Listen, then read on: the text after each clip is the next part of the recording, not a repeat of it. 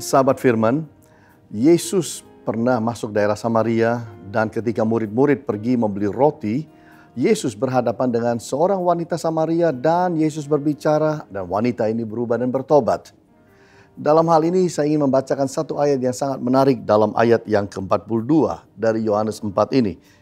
Dikatakan mereka berkata kepada perempuan itu, kami percaya tetapi bukan lagi karena apa yang kau katakan, sebab kami sendiri telah mendengar dia dan kami tahu bahwa dialah benar-benar juru selamat dunia.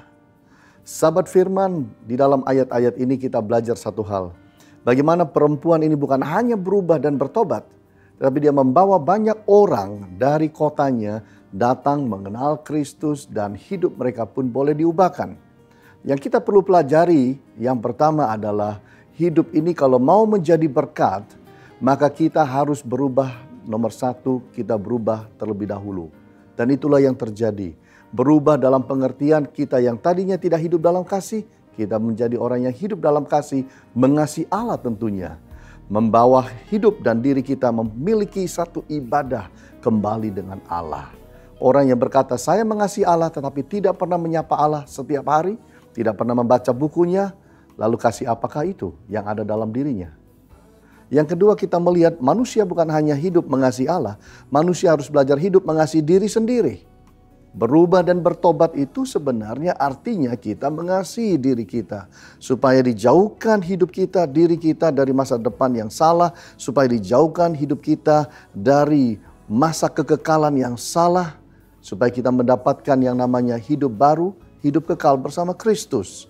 Itu sebabnya ketika kita mengambil langkah berubah dan bertobat, sebenarnya itu adalah kita sedang hidup mengasihi diri kita sendiri. Dan itu sangat baik.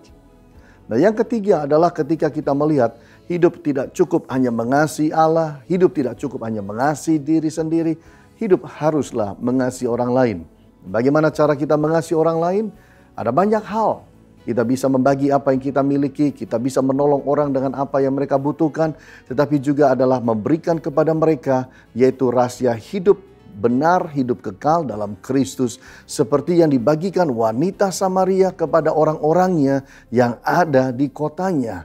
Dia membagikan Kristus sehingga mereka mendengarkan Kristus dan mereka pun berubah dan bertobat.